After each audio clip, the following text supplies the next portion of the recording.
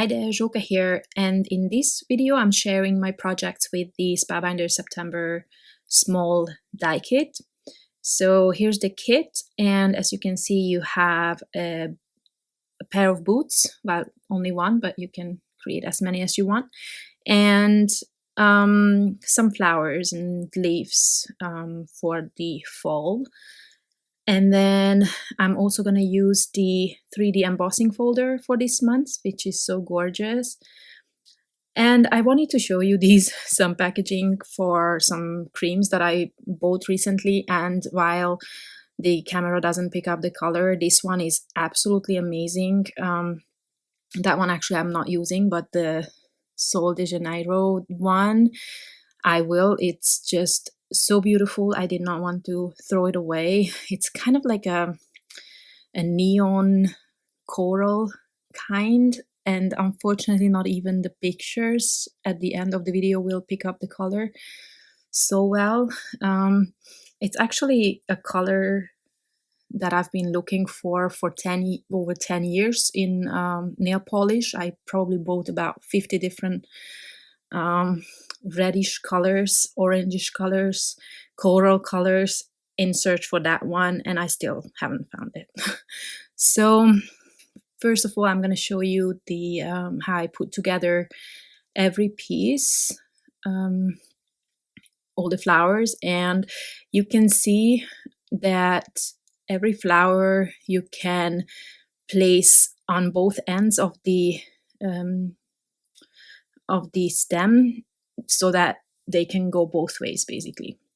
Then you have a poppy and some berries. So I think I die cut the berries from that paper, while the packaging material is actually a really thick kind of cardstock, and it really die cut beautifully. And I still have a lot of pieces left for some future projects. And then there was the darker coral kind of color that was a mooncake packaging that we recently bought. So yeah, I have a hard time throwing away packaging when it's so pretty. So this time at least I made it my mission to use it in some way. So about the boots, I'm actually a boot kind of person. I either wear boots or slippers. I don't have in-between shoes like for spring and fall. Basically, I'm wearing boots from September till end of June. However, never with laces. So it's a bit different, but I do have gray boots, so I thought I would create some gray boots. Obviously, you can create this from multiple colors. You can see that the sides could be a different color, but I don't know, I preferred to keep this simple. And then the laces I created from gold cardstock from Tonic Studios. And here's that part is also from the packaging of that cream. And I'm just adding white cardstock behind the sentiment because it, it pops a bit more. And I'm kind of creating this sign that I will stick in the boots. And you can create two different flowers, while the same flower actually is just in a different way. If you layer multiple of those or die cut the same thing twice, you can create the full flower, or as you could see previously, and I actually used pink cardstock for this, as in Gerbera daisies rather than sunflowers. I don't want to say that I don't like fall colors, but they are not my favorite, and so I try to add some that I like with pinkish and orangish. I mean, I think it's still kind of fall-ish, but maybe a bit different. I didn't want to have all the orange, and you know what I mean. So I'm trying to figure out how I want to organize this, and once I have a rough idea, I will start to glue everything down. And I wanted to make sure that I'm putting the things into so inside the boots, not behind it. So on the left hand side, it actually doesn't matter because I'm going to cover up the stems, but I think, as far as I remember, I make sure that on the right side I have a bit of that dark gray peeking through so that you can actually see that everything is inside the boots, which is why I also used 3D foam adhesive for the boots so that it actually is dimensional. I was so excited when I saw the kit for this month because, well, you know me, I love flowers. I know not everyone does, but I don't know. Anytime I get to work with flowers, I love it. So that's my kind of thing. On the other hand, the large die kit this month is not so my thing. You will see. It's not that I don't like it, it's just not my sort of thing. But I'm gonna explain that in the large die kit video, because it does have some, or maybe it doesn't make any sense, but it does have some reasons. So I love berries. I don't know, I just love them. They are perfect for a pop of color. So I die cut those from 2 different, well, kind of coral cardstock and then the packaging thing, and those give me some bright colors there with the pinks and the kind of, well, I tried to choose greens that were not very bright, more like the fall color kind of greens. These 2, or maybe even 3 cardstocks, they are not from Spellbinders. I seem to remember they were Gina K. I think the light one was called Prickly Pear, probably. The darker one, I don't remember. And then I think I used the mustard cardstock from Spellbinders for the fall leaves. Unfortunately, this light doesn't really show me the colors so well, so I don't remember. But most of the cardstock is not from Spellbinders. The gray ones are, though. So then, of course, I wanted to create one of those cards that I always like to do when I make some pattern with the smaller die cuts, and obviously I wanted to have that pop of color with the flowers. So I die cut 3 of them, or created 3 of them. You have to die cut for one flower twice, and then you will have 4 layers that you have to put together, and then you have the whole flower.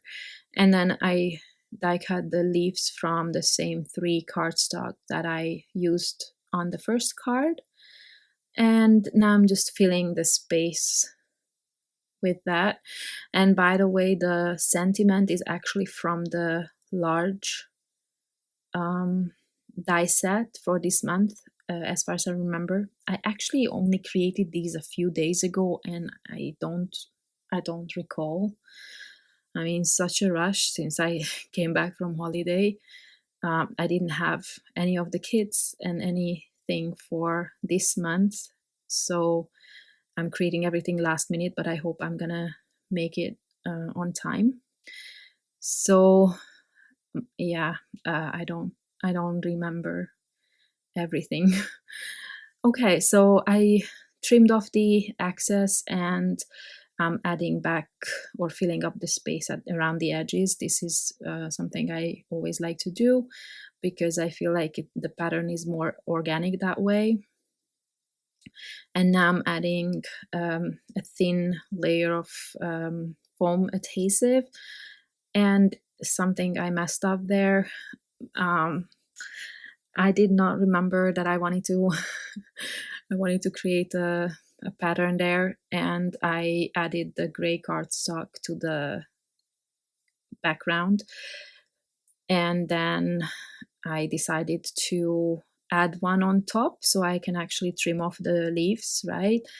But then, as you can see, I did not line it up properly, so on the top there is yeah, a bit of gray peeking through.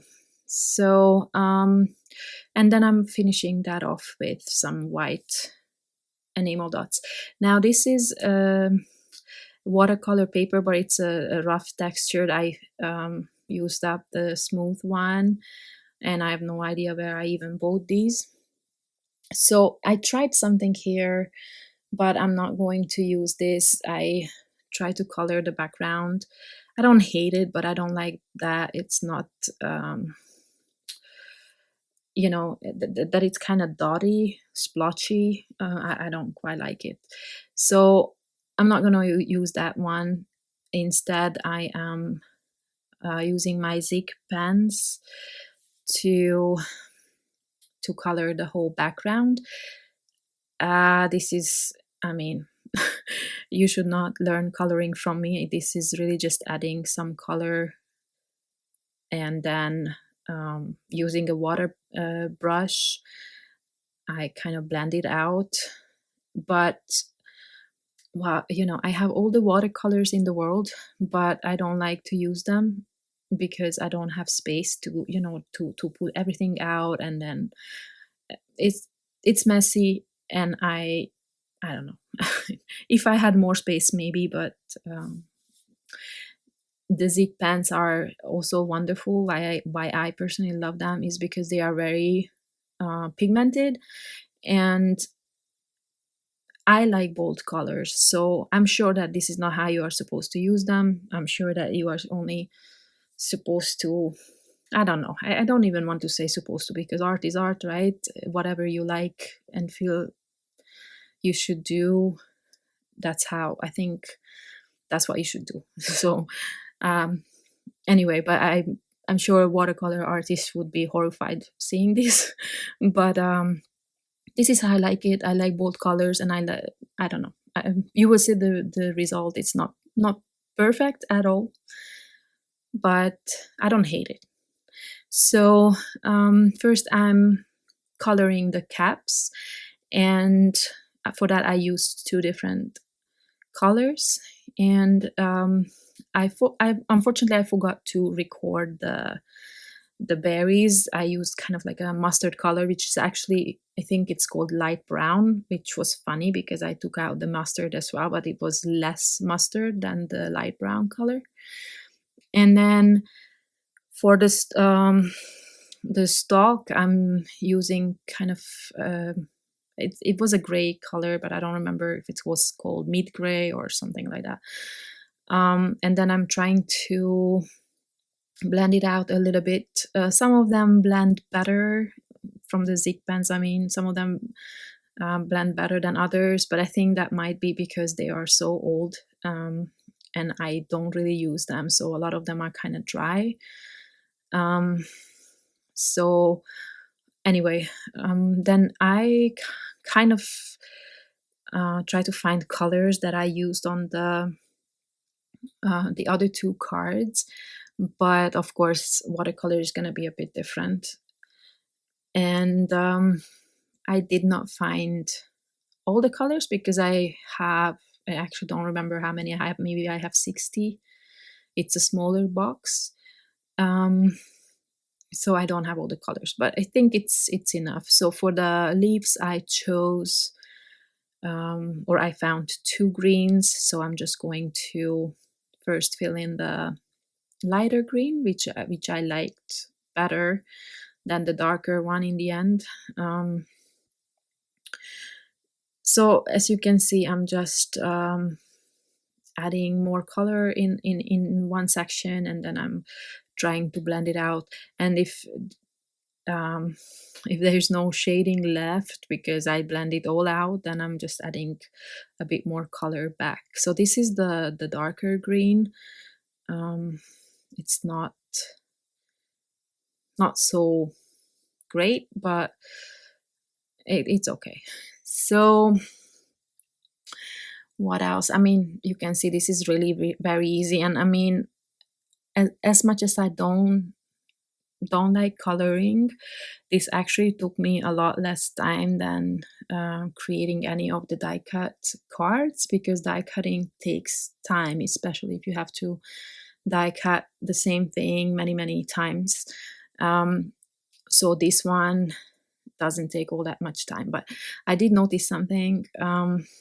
My eyes are getting worse and worse in a way. I feel like I really have to use no glasses, no contact lenses, and then I have to lift everything like 10 centimeters from my eyes, and then I can see the details. So yeah, that's why you can see that I'm angling that the panel as well, because when it was flat, I couldn't see the details. So aging is no joke, really. Anyway, now I'm adding these little dot details with the most red brush. And then I'm using my white jelly pen to add some little details. And then this panel is practically done. I don't hate it. It's colorful. I like colorful. So, and this one I'm gonna keep simple because I did all that work. I don't want to cover anything up. So I am just going to add a sentiment to it. And by the way, what I wanted to mention, all the cards are mini slimline, but I believe the mini slimline is actually 6 1/4 by 3 1/4 inches, but I did 3 and not 3, sorry, 3.5 and 6.5 inches. And that is the base, and now I actually trimmed off a little bit from this panel, so I have a white frame around it. Just I think 1/4 inch less on both sides. So like what did I have? I cannot calculate. So I have 3.5 and 6.5, and this on the base, and the panel is then 3 1/4 by 6 1/4. And I'm adding it, like most of my 3D embossing folder panels, I always add double-sided adhesive to it, and then heavyweight cardstock, so that it kind of straightens out the panel, because sometimes it's a bit more crooked, especially when there's a lot of water involved. So this is actually going to be completely like flat, not I mean, not the panel itself, but just like it's gonna be straight, not warped or anything, is what I mean. So I'm using the same little sentiment here, and then this is the finished card, and the other two as well. I hope you like this. I hope I could give you some kind of ideas how to use your kits. And yeah, that's it for today. And I hope you check out the large die kit video as well. Thank you very much, and I hope to see you next time. Bye bye.